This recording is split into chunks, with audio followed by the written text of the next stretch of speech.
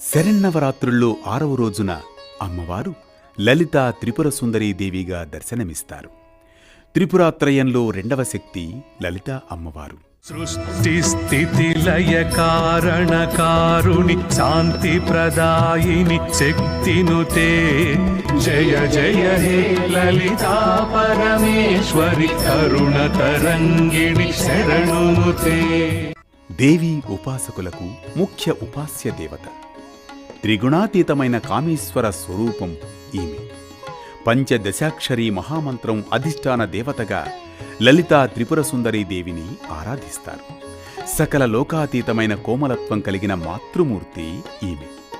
చెరకుగడ, విల్లు, పాశాంకుశాలను ధరించిన రూపంలో కుడివైపున లక్ష్మీదేవి, ఎడమవైపున సరస్వతీదేవి సేవలు చేస్తూ ఉండగా లలితాదేవి భక్తులను అనుగ్రహిస్తారు.